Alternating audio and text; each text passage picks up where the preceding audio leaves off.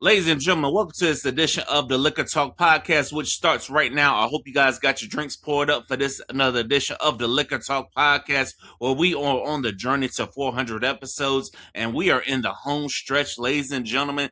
Thank you to our friends at Podmatch for providing us this guest.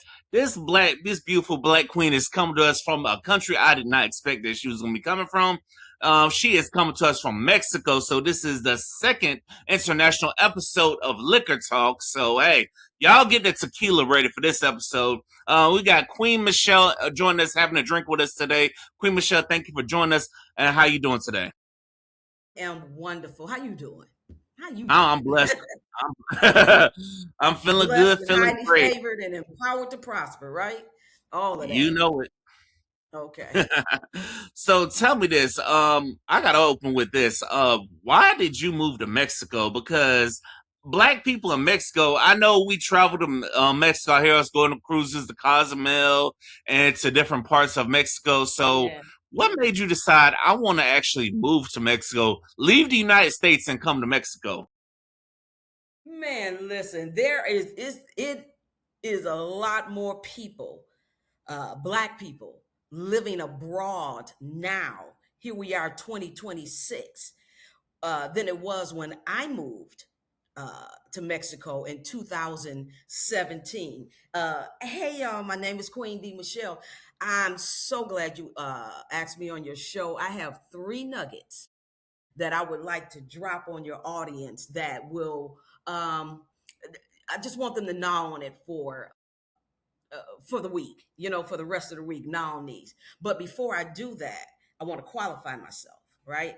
I mean, who am I to say these things? Okay. So, my name is Queen D. Michelle, and I'm a retired teacher of 27 years. I've taught across the country during my career, certified in Michigan, certified in Nevada, certified in Georgia. Um, Retired in 2015.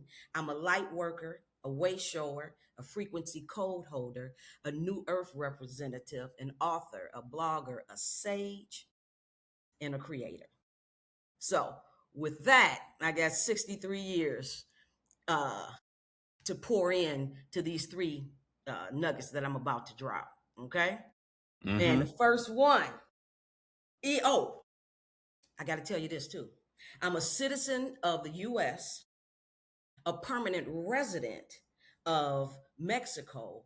And in 2028, I'm going back to Guinea Bissau, the country of Guinea Bissau, West Africa, to receive my citizenship there, as it's been proven through African ancestry DNA testing, maternally speaking, that my original bloodline, maternally, originated in Guinea-Bissau, West Africa, and I am from the Fula tribe of Guinea-Bissau, West Africa. So I'm going to go back there and receive my citizenship because come to find out that there are several countries who are participating in something called repatriation, which means if you can prove through DNA testing that your bloodline originated there, you can apply for citizenship.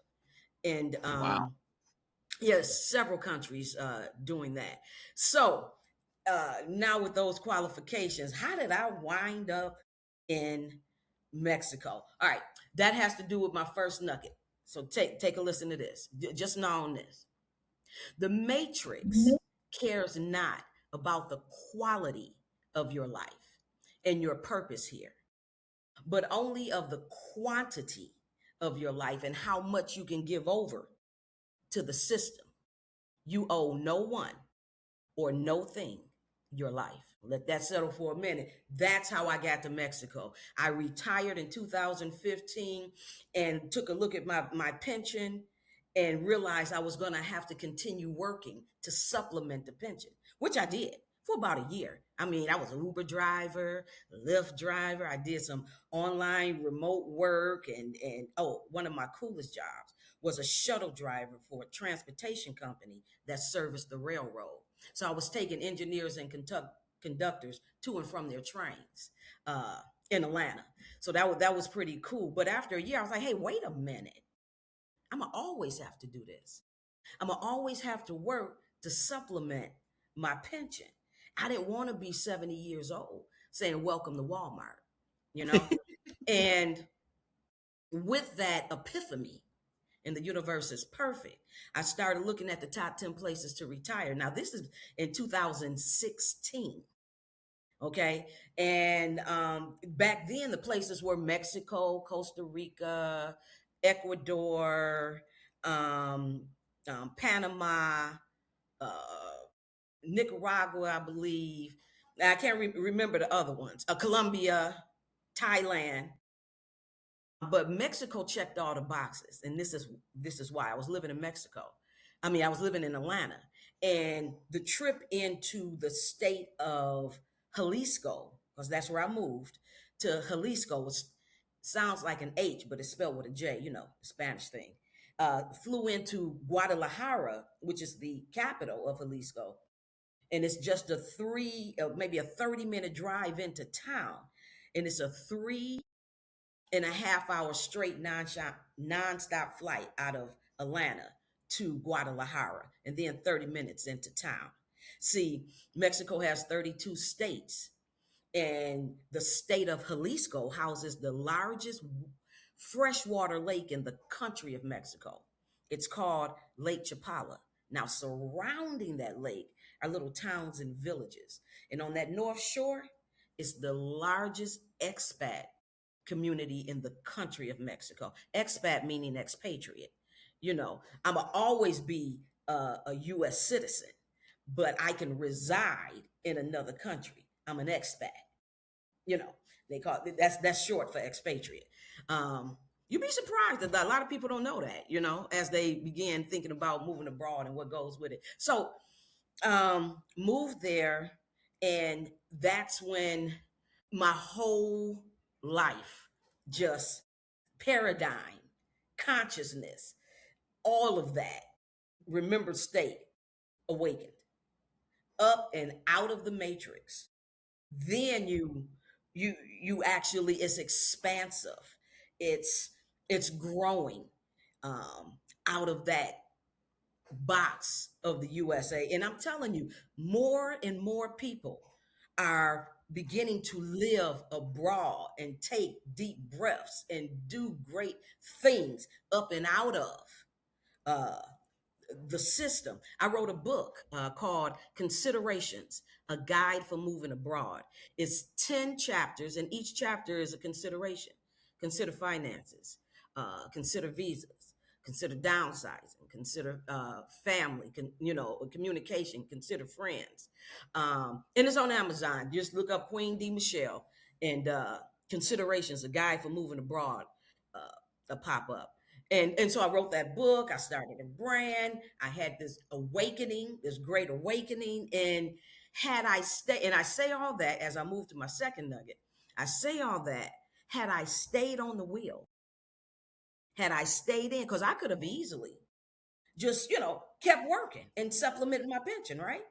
I just I could have done that.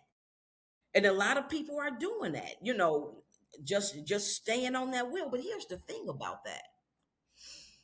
I only would have been working to pay bills.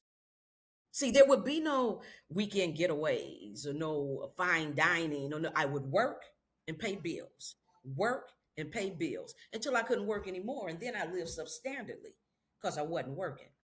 That was the epiphany. And that was that first nugget and the story behind what can happen when you understand and overstand that you owe no one or no thing your life. Okay. Any questions about that? That's real.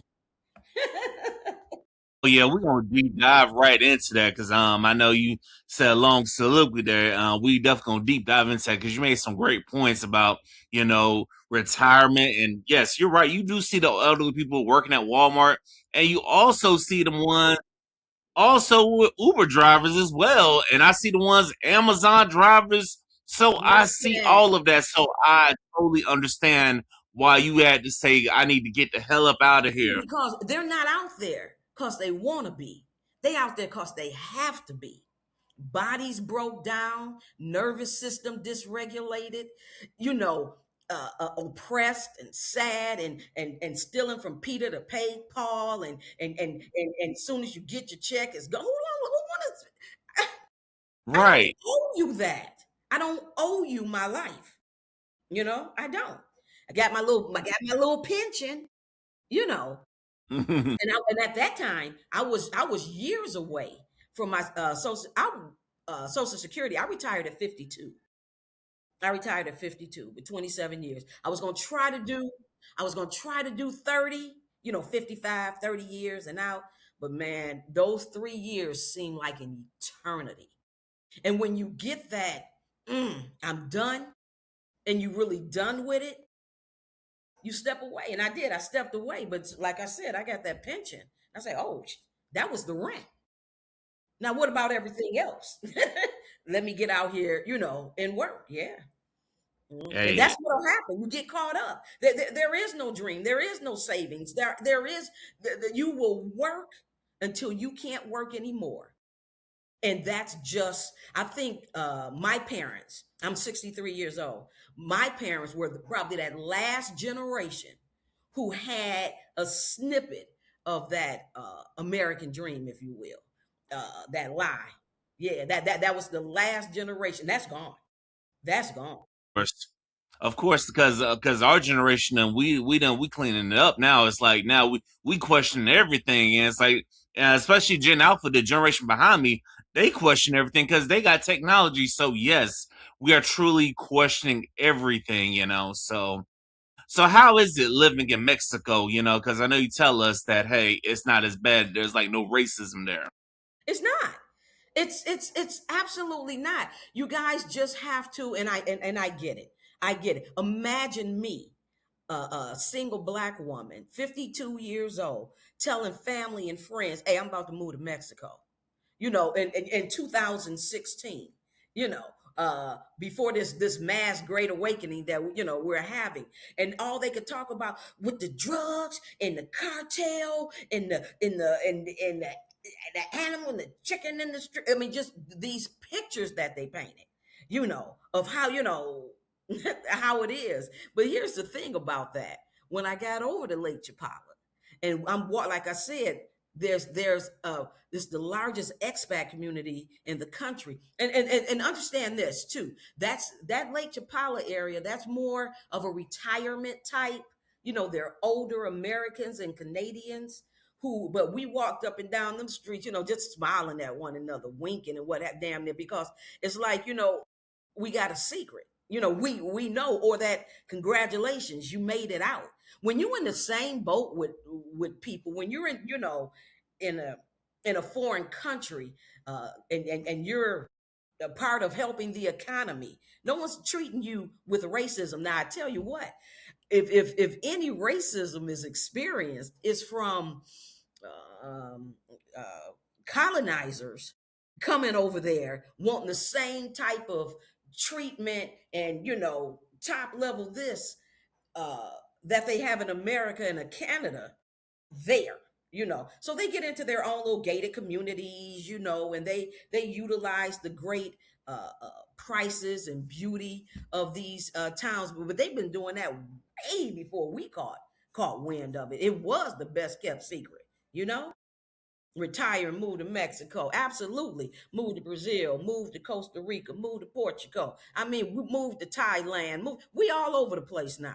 We are all over the place.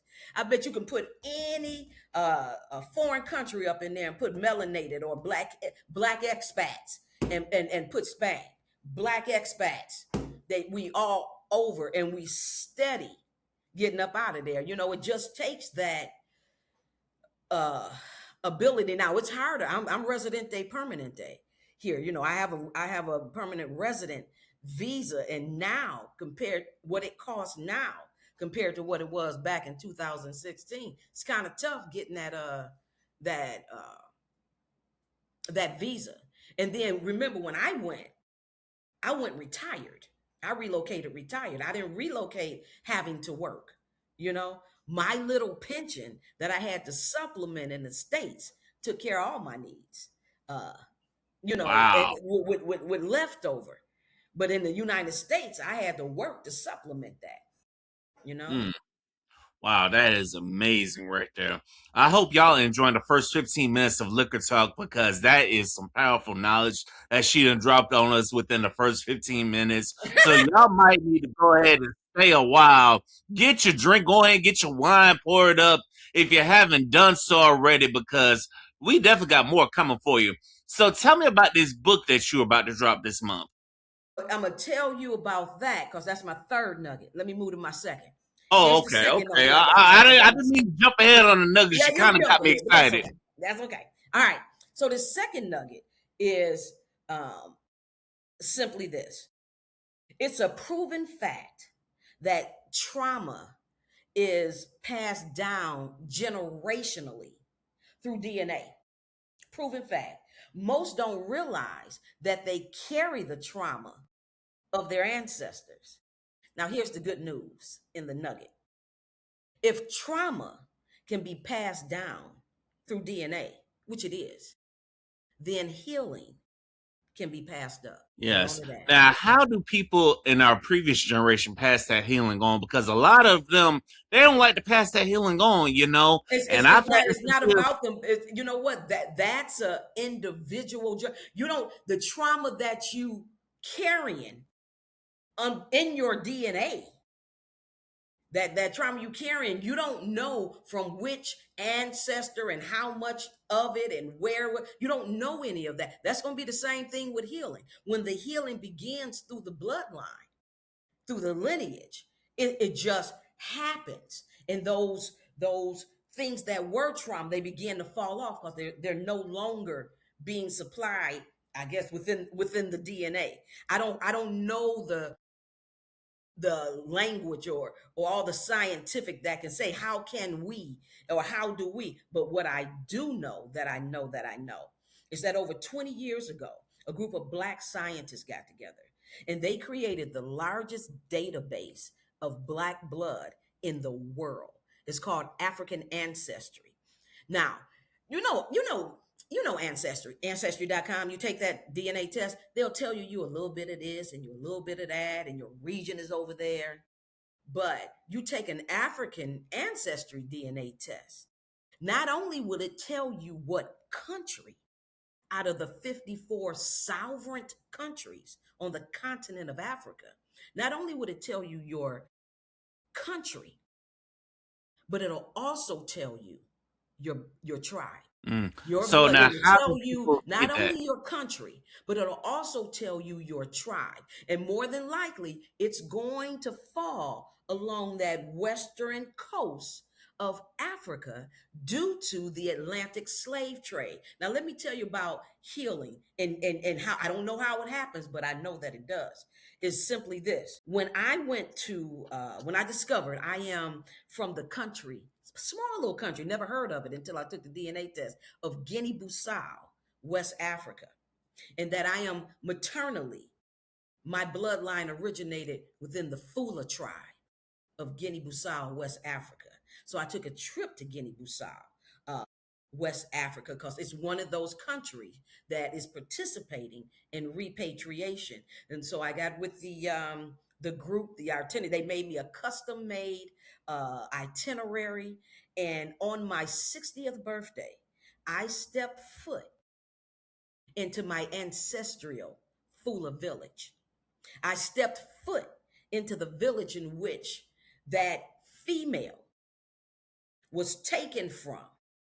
And when she arrived here, of course, she got mixed with a whole lot of other due to breeding, and just rape. She got mixed with a lot, but the original bloodline was that of the Fula people of Guinea-Bissau, West Africa. So when I went back, I took that female who didn't die on the ship. She didn't jump off the ship. She wasn't killed on the ship. She survived the passage. And again, she got mixed with a whole lot of stuff when she got here, but she survived the passage. So when I went back, I took my mother's mother back.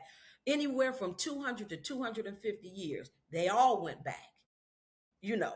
So what healing takes place through the bloodline, uh, as I step foot in my, ancestral village, I don't know. But I know that I know that I know if trauma can be passed down, healing can be passed up.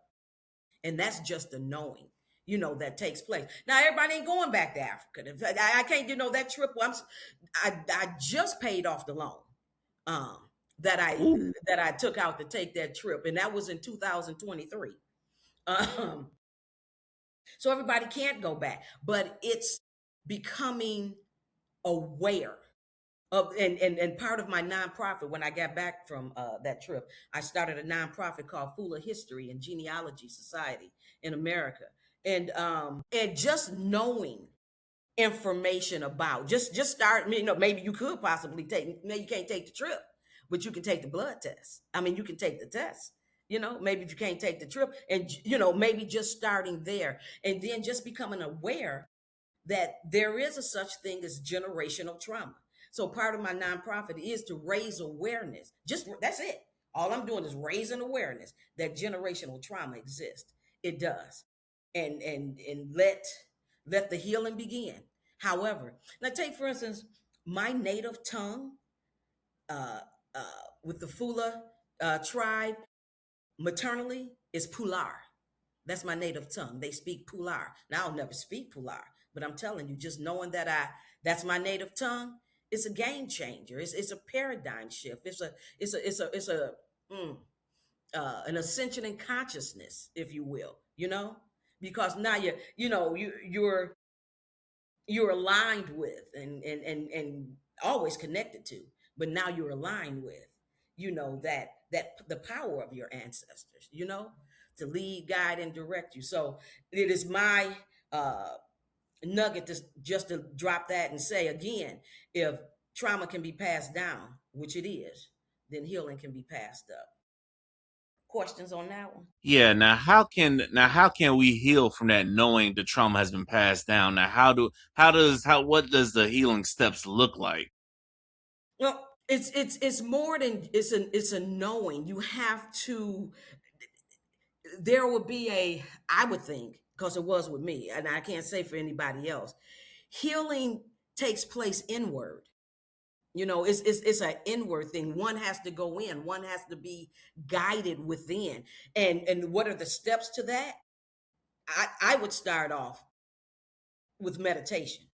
At least that's what I started off with. Meditation takes you inward, and is once you are in, you're always connected, but once you are aligned with your soul self, going in, meditating, they will lead, guide, and direct you as to what you should do, go, say, speak, sit. There's a leading. You start living your life from within out, and that's the healing.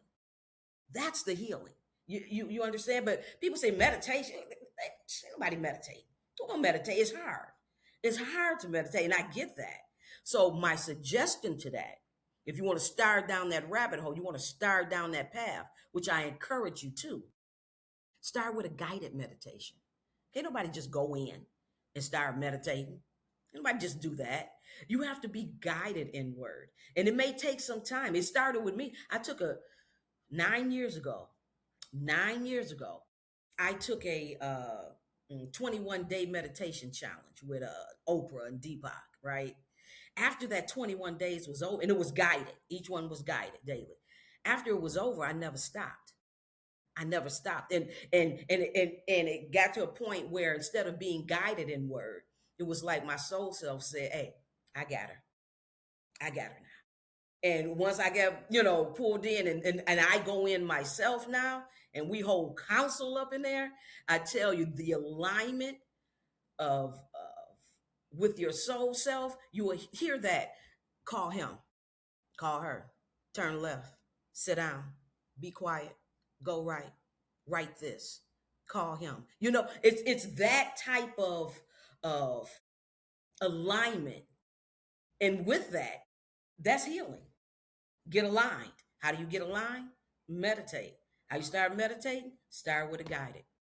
And that's the step. That's the first step. After that, you no telling what, where you'll go and learn and do and be, have and see, you know? Of course, of course. That's so real. We all should be definitely taking time to meditate because I remember there was a school up in I think it was in Baltimore. They said they would take the kids instead of sending them to detention, they took them into meditation sessions, and what they found is the students were a lot calmer. The violence went down, and I'm like, if it worked for the babies, it could work for you. So I definitely agree with definitely tapping in with the meditation. Yeah, yeah, that's it. When it talks about healing, the first step opening up to that healing is awareness and acceptance. I mean, that generational trauma even exists. Then, with that inner standing, right, one becomes more open to receiving that which can't be tangibly seen, or tasted or known, It's that journey inward, which leads me to my third nugget. And to talk Ooh, about wow. my passion, my book. Yes. Unless you got any more questions about Now this may tie into the what you what now what do you people what do you consider to be new earth? No, what is something that yeah, we should be tapping into? yeah, that's just it. And it does lead in. You are good. Yeah, it does lead into um New Earth. Now, this is how we're gonna get there. I um I created a social emotional learning and emotional intelligence, if you will, curriculum, right? For middle and high school students. And it's called 52 Insights for Gen Alpha, a conscious curriculum. Now, just a side nugget, all the 4 years that I lived in Mexico the first time, I was writing books. I had a blog and a brand, and I was writing books. And one of the books was entitled 52 Insights for Living New Earth Now. That was the title then. When I went back to Detroit to care for my parents in 2021, I set all that down. I set that, my workshop and everything I was going to do, all that I set down. But through a set of circumstances, 52 Insights for Gen Alpha, uh, which was originally 52 Insights for Living New Earth Now, was born. It was born. It is a conscious curriculum for, it started off as a conscious curriculum for Gen Alpha. I'm going to tell you about New Earth in a minute, but let me tell you about Gen Alpha. See, because when I realized that all that work I did in Mexico was never for the audience that I thought it was for. And again, the universe is perfect, because had I known that, I probably would have messed it up, right? But and discovering that it was for Generation Alpha, of course I had to do a deep dive into who is Generation Alpha. I had been away from the classroom for 10 years. Who is Gen Alpha? And so into that deep dive, this is what I discovered, which led me to understand that my curriculum was for them. Gen Alpha was born between 2010 and 2024. The oldest of that generation turned 14 uh, last year. They are the children of the millennials and some of the X's who got in there kind of late. They are the first generation to be born fully in the 21st century. That means that they have been clicking and swiping since infancy. Mhm. Their only mode of uh, um, stimuli has Communication. been external. Now, I don't blame the millennials, and because I get it, because it was becoming a different time. Because when that tablet went into the hand or that phone went into the hand, and they looked, they were, oh shoot, I can get the paper done. Oh man, I can get this, get these. Oh man, I can cook a meal. And here's the thing: they're learning. They're learning, in which they was. However, the amount of screen time has contributed to a complete deregulation of the nervous system of Generation Alpha, and um, they have such an important role uh, in the evolution of the consciousness of humanity. Understand that what Generation Alpha, what does Alpha mean? Beginning. They are responsible for the conscious evolution of humanity, right? They will be the largest generation in the history of the world. Okay, so there's a disservice that's been to them because we teachers, counselors, parents, who sow into Gen Alpha's lives, our systems are deregulated, and and which leads me to the third nugget. And the third nugget is I wanted you to know that the curriculum I piloted in two middle schools in Detroit, Michigan during the 2024-25 school year. Let me preface that. And that's where I learned the third nugget. I came to understand the third nugget. And that's simply that unconscious can't teach consciousness. The unconscious can't teach consciousness. It's a personal journey. Okay, it's one must take by themselves. It's not a group trip, And as I introduced the program to the teachers, and what I saw, and I was a teacher, and I get it, but all they do now today in the classroom, was just in there, is put out fires all day long. Put out fires all day long. They have a lot of them have no idea how to connect to and and and educate in a way Generation Alpha. They are a different breed, and I'm seeing it across the board. See, teachers are not equipped to take students on a journey that they have not yet taken themselves. See, um, we're all on different levels of the spectrum when it comes to social emotional learning and emotional intelligence. We're all on different levels, just due to our background, our environment, you know, uh, uh, our programming and condition, our biases and preferences. We're all on a different spectrum. So, family dynamics, diet. So, with that, moving into inward, and that's what the program is about. The curriculum takes the participant, if you will, on a journey, not a lesson, but an individual journey. When I After that attempt to pilot in the middle schools, I went back to the drawing board. Mm, I incorporated AI, and I've taken the program and put it online. It's 100% online, and it's individual. See, what happens is the person will take a personality test at the beginning of the the program, and they'll be put on one of five different paths: uh, conscious decision making, social awareness, relationship skills, mindfulness, or self management. Now, they will hit all five paths, but based on that test, the adaptive learning, that's the AI part, will then put them on their own individual path. There's no test, there's no quizzes, there's no assessments, there's no right or wrong answers. It's a journey. It's an individual journey that one takes inward. They haven't been taught how to really cut the noise down, how to navigate. They haven't been equipped with the tools necessary to navigate their world. And that's what this curriculum is doing. I'm piloting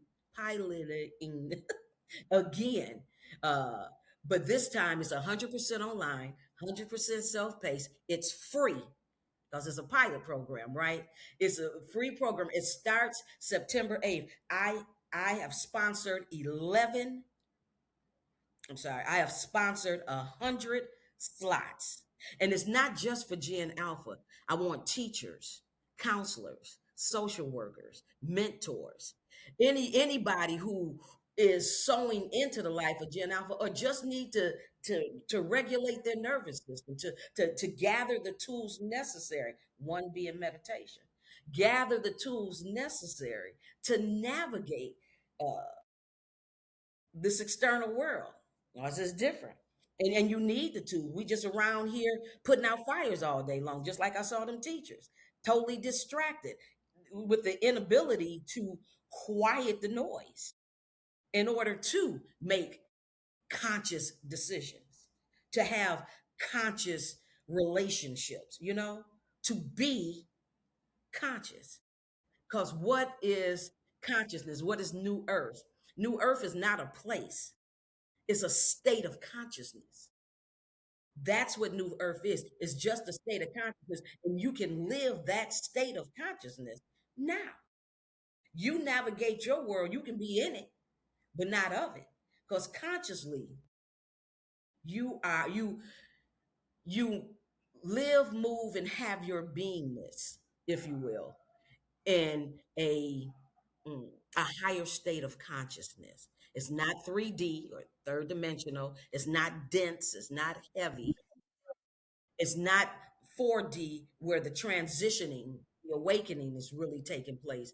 5D, you flowing and growing, and you have this, you are aligned with your soul self, and you have this ebb and flow about the way you live, move, and have your beingness in the universe here, you know?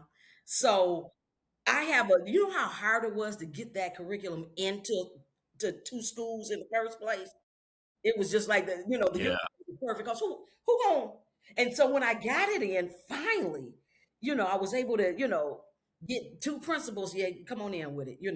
Uh, when I finally got it in, and now here I am, telling the teachers, okay, this is Generation Alpha. This is how they are. This is what if you could, they couldn't. How could they? I'm gonna tell you to breathe when I don't breathe. Tell you to meditate, not Mm. to meditate. I can't take you on a journey I haven't been on myself. I'm putting out fires all day long. I can't help you regulate your nervous system, you know, help you, encourage you to make conscious decisions, you know. But that's my program. And actually, it's why I came forth. I came forth for a time such as this. My life uh, experiences show that. And it wasn't ordinary. Leaving the country in 2016, moving to Mexico. Had I not done that, had I stayed on the wheel, there would be no trip to Africa. You understand? There would be no full of history and genealogy society raising awareness about generational trauma. There would be no 52 insights for Gen Alpha content. None of that would have taken place. But having been able to be out, and it's a multitude of stories of people who say, so when I left is when I began to live. When I left, I saw. When I left, because it is a system. It is a that people are tethered to and will remain tethered to, in this lifetime, uh, unfortunately. But for those who awaken, and that's another thing about the curriculum, and I love, and I state that at the beginning of each path, whichever one they take, is that these concepts are for your consideration only. You know, make sure to chew the grass and spit the sticks. What will resonate will stay, and what doesn't will fall off. But I know that I know that I know that you're gonna come up out of it better than where you went into it. You're gonna have some tools, you're gonna have some exercises, you're gonna have some practices, you're gonna be looking at some things a little bit differently. You're gonna be, like you said, you're gonna be asking some questions. You're gonna start questioning uh some things. You're gonna start uh yeah, like I said, if uh when uh when the student is ready, the teacher will appear. And I appreciate an opportunity. I want to invite your uh, listeners, if you guys would, I'm sure you're gonna leave the link in your show notes. Jump on over to uh, my website, my nonprofit website, but click on 52 Insights for Gen Alpha and sign up for register, if you will, for the pilot that starts September 8th, and it goes to through March uh 12th. And again, like I said, this is you. This is a journey. You're not checking in. There are no assignments. Some practices and exercises just for you. And you do it the way you make your plate the way you want to, as it relates to this. Because again, we are different. Even if we were to make a plate at a buffet, we're gonna make it a little bit different, ain't we? Because we go at it a different because we are individuals, you know. So start off with that personality test, and then take a journey this fall uh, within. Of course, you definitely got to take that journey. So when is the last day to sign up? Because I know you said September 8th is when it It begins. starts So when is the last day people August can sign up? 31st. The enrollment shuts down August 31st, and I really want. I had been wasting a lot of time casting my consciousness pearls before swine because I kept having to explain and explain and explain and explain and explain, and I'm, and kind of chase, and don't you see how good this is and it came to me. The universe is perfect. My guy say, you talking to the wrong, you know again, unconscious, can't teach consciousness. They don't see it, you know. So why don't you move into the more of the conscious community, the New Earth's community, the homeschooling community, because homeschooling already on a different level, right? So, talk to those communities and see, because I have 100 slots, but so far today, August 5th, which is my son's birthday, 36 today, I have eight participants, and four of them are relatives. Yeah, we definitely So got to get that word out. yeah, if And, you would, yeah, I and appreciate it. I appreciate it. yeah, and happy birthday to your son. And Thank it you. turns out your son is turning the age I'll be turning in December. So Oh, you a Sagittarius? yes, I'm a Okay. Sagittarius. What day? December 5th. My daughter is December 4th. Oh, oh wow, Yeah. major Sagittarius energy. Yeah, yeah, yeah, yeah. No doubt. So, do the horoscopes play a factor into New Earth, into the ancestry, and what you teach, and how do they play a factor in, or do they even Absolutely. play a factor at all? Astrology plays a part, numerology plays a part, you know, uh, in that, because that's all uh, the stars and the moon and the sun and the sky and the earth and the water and the air, all of that plays a part in raising your consciousness, if you will. That's why everything is so bricked off. That's why we in buildings and everything, and not a whole lot of grass. There's a picture of one society. I forget where it is, but you can see from above the the haves and the have-nots. The haves have greenery. There's trees and grass and all of that on that side, but you cross over and it's just buildings and brick and concrete, like a concrete jungle. Uh, and I tell you, and I come from jungles, born and raised in Detroit. Lived 11 years in Las Vegas, lived 4 years in Atlanta, and then got to Mexico and hiked in the mountains of Mexico. Just this is what I'm saying. It's the whole wow of it all. And even still today, I have uh, women, especially middle-aged women, who thank me for showing them, or just saying this is possible, because I kind of feel like I contributed to that exodus, especially of middle-aged Black women who, when I moved to Lakeside, and I'm not there anymore, I'm in Tulum now, but when I was in Jalisco, it was maybe, a handful of us, uh, Black women, on that North Shore. But even today, just recently they took a picture of the community, and man, it has grown. And I just kind of smile because several of those women, I know I was responsible for, showing them Lakeside and them moving and making the decision to move. I'm looking at their faces because I did do some concierge work and some consulting uh, during my time there. I had to because they kept coming. They had questions. I kept saying the same thing over. I said, let me write the book. Wrote the book, and pew, man, that took off for Mm. a while. Just because it's just written very plainly. You see how I talk, so it's written very Hmm. plainly, just an understanding of uh, we can get on up out of there. And the first chapter um, is chapter one is entitled "Fear versus Faith." Simple as that. Fear versus faith. I could have stayed on that wheel. Mm. Fear would have kept me on that wheel, but faith got me off. And hey,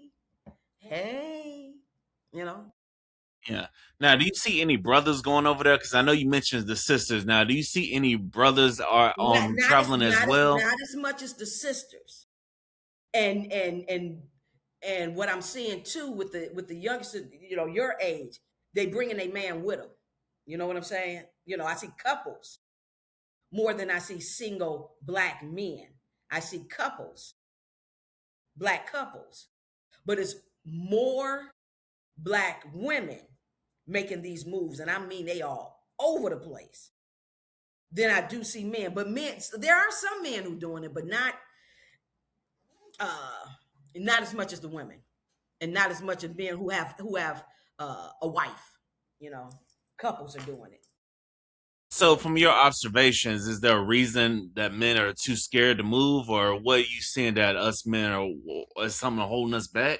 They locked in, they tethered, and I'm sure it's probably really hard for a black, more difficult, more challenging for a black man to up and leave the states than it is for a black woman. A Yeah. black man, you definitely, we need your back. We need your uh we need your taxes. We need you working. We need you in some capacity, not out there, in there, in the matrix, Mm. clocking in 2, 3 jobs just to pay bills. Because you know what 2 or 3 jobs will do for you? Pay your bill. They ain't gonna do That's nothing it. else. Two, three They'll tire jobs you ain't gonna out do and that. make you have your bills to pay, but you're tired. Oh my God. And see that, and that's the whole plan. They're gonna work you and run you into the ground and say, okay, yeah, you good, you retired now. And do what? Again, live substandardly. I don't owe you my life. Who said I owe you my life? They damn near making you pay to breathe air. You know what I'm saying? Just to breathe. Are you breathing? That's a tax. Fresh air Yeah. tax. Man, Yes. Fair no. tax, everything. But see, and here's the thing: So, once you, I just truly believe, and I'm gonna leave this with your audience. I truly believe for those of you who are considering moving abroad, there are some considerations. So definitely check out considerations. A guide for moving abroad, but more than anything, do it. More than anything, always come back yes. home. You can always come back. You can always come back. You ain't gonna want to. You gonna do everything you can not to. Guarantee you that. Do some research. Yes. Envision. Watch YouTube videos. Here's the thing too with my curriculum. This is a year-long curriculum. The participants, the pilot is only a taste. It's like, 20 weeks of a year-long program. It's a pilot. But once it's piloted, I am now with data-driven evidence of its impactfulness and things. I am going to, in its success, I'm going to sell it to the highest bidder.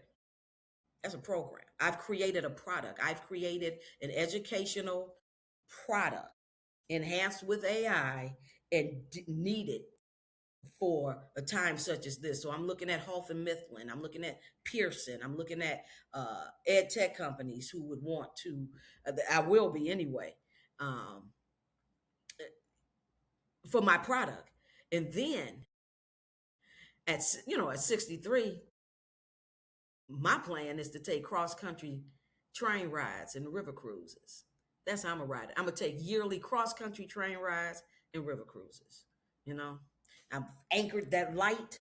I've anchored that light because that's what 52 Insights does. It plants seeds and waters plants for New Earth living. And you live New Earth now. I'm living it right now, having this conversation with Of course, of course. And I know the conversation we're having is a microcosm of living New Earth. Now, you. what is the bigger picture of living New Earth, and how can we get to that New Earth while some of us are still stuck in America and See tethered to the bullshit? that right.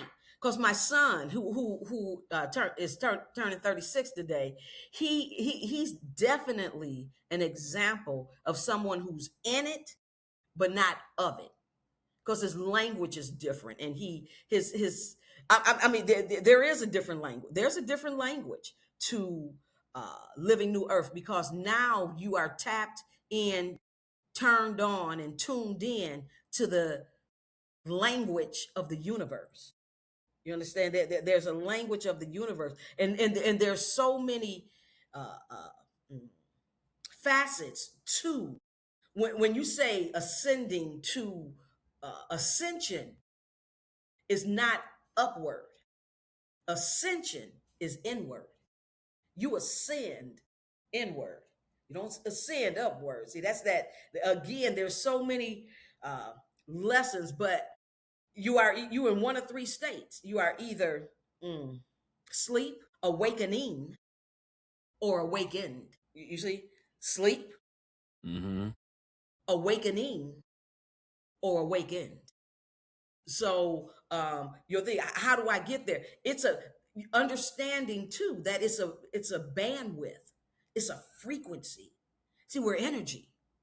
And having coming to that understanding of who you are. You don't know who you are because you've lost that uh, mm, remembrance of who you are. And that's when living New Earth is just living in a remembered state. You remember now. And see, here's the thing about being awakened. Once you awaken, you can't go back to sleep. You can't go back to sleep. And knowing that um you do things, practices, exercises, and you navigate your life, live, move, and have your beingness with a frequency that matches New Earth. Now, once you reach that frequency, I guess your question is, how do you maintain it? Because you have to maintain that bandwidth. It's like tuning a radio station. You tune in, if you're using a knob, get the press buttons now. But when you use the knob, it's static, static, static. And Yeah. now the weather is clear, and that's the frequency that you're matching with, you know. So you're gonna live, move, function, and operate out that frequency. And because people can only operate and function out of the level of their frequency that they're maintaining, right? I'm to the point now, I don't go down. I don't lower my frequency to interact, to function and operate in that. I still have to do stuff in 3D, and I'm recognizing I'm more of an observer than anything there. But my frequency, my bandwidth is that of New Earth. New Earth is not a place, it's a state of consciousness. Mm. So you have to first of all get there. And you say, how do you get there? Well, see, again, I'm gonna take you back to becoming aligned, going within, and then being led, guided, and directed by your soul self. Your soul knows all. Soul knows everything. You see, you can only see down the street. Soul sees around the corner. And if you go ahead and tap into, and you're always connected. But see, right now, more than likely, with a lot of people, the ego is in the front seat and the soul self is in the back, being unheard, being unheard. So that paradigm shifts, that shift in consciousness takes place when soul self comes up and now is in the front seat. Y'all are aligned. Now, ego is in the back. But see, here's the thing: ego has a general purpose, but it's not the general. So let ego serve its purpose. Its ego is three things: it's a defense mechanism, it's a thought producer, and a thought processor. But we have come, the asleep have come to believe that they are their ego. The asleep don't know who they are. The asleep, the unconscious, do not live, move, and have their beingness from a remembered state. They're asleep. They don't remember. Now, I wrote a book called Traveling Home Together. That is part of the, oh, I don't have it here. I wish I had it here. You know what? What page is it? I can't remember it. Because I wanted to read this one passage, and I'm sorry, because I can't tap into where the book is in this moment in time. Oh, I'm looking at it. That explains how ego began taking over, you know, and slowly but sure. When you got here, you and soul self was like this, but as you became more and more into your human, as you grew more and more into your humanness through your senses, what you tasted, touched, smelled, heard, saw, that drew you in more into the physical world, you know, and ego started taking over. And you started, of course, believing the stories that you were told about yourself, you know, and that's how you've operated for years. Soul self in the back, ego's in the front. You live in an ego-driven life. It's you know, and those who are ego is driving, they're easier to be controlled. You can't control somebody whose soul self is in the front seat. Ego's in the back, serving its purpose. If ego's in the front, they can very easily, because there's certain things that the matrix feeds the ego, you know, to keep it, you know, functioning, you know, and you believing that's who you are. It's it's a journey. It's a journey inward for all of that. Any and every, and I'm closing with this. I mean it.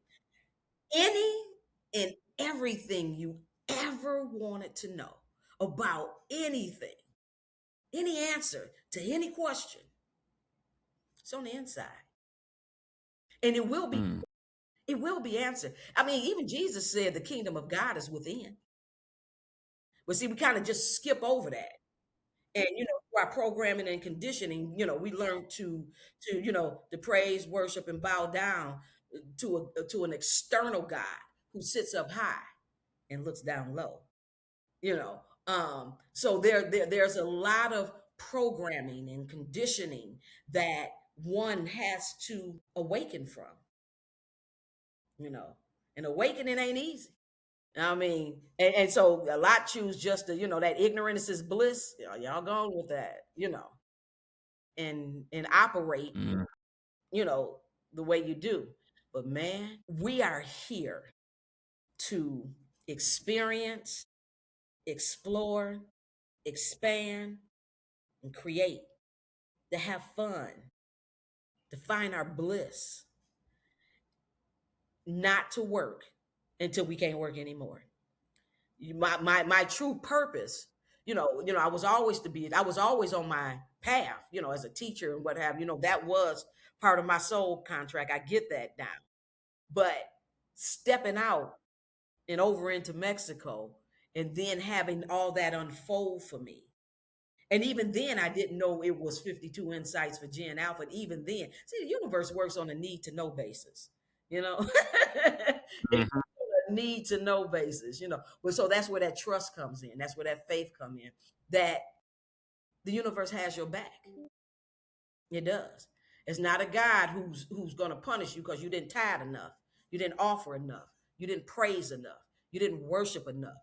You didn't speak in tongues enough. You didn't lay out prostrate enough. You're just not enough. And that's why it's Yes. not being answered. You know, I would never be in. But I've enjoyed my time here. But Sam, that I'll have to find my battery is getting low. Okay. We're gonna close. Miss Queen Michelle, I want to thank you for blessing the Liquor Talk with your presence. How can the people get in touch with you? All right. So I really want you guys to check out my my website, because on there I have a blog. It's a 16 chapter blog. It's called My Soul's Journey Home. If you just want to see me step foot in my ancestral village, go to my website, go to the blog, click on the blog, and go to chapter 7. Chapter 7 shows me actually enter. I remember asking the guy, "Can I hug him?" But see me be received by my people. See them embrace me. I was the third person ever to step foot back in that village in that way. Um, and it's a beautiful thing. So check out chapter 7. If you go there, definitely click on 52 Insights. And man, go ahead, register. Like I said, I got 8, man. And I'm spending quite a bit of money on this, $15,000 for this pilot, you know? Ooh, wow. Yeah, yeah. Listen, hey, I definitely appreciate you blessing the Liquor Talk with your presence, and I hope we can get the word out, get people Please. joining the chorus. Yes, And www. It's Fula, FULA, FulaAmerican.org. That's it. yeah, Fula. See, because I'm not African American. Africa is a continent with 54 sovereign countries, different monies, different governments. You got to have a passport to go. Like, you can go from Detroit to Chicago, but on that continent, you're going to have a passport to go from country to country. It ain't state to state, it's country to country. So, God, I just lost my thought. What was I saying? you're telling the people how to get in touch with you. Oh, yeah, it's Fula American. So, I would love to say, yes, I am American, but I'm not African American.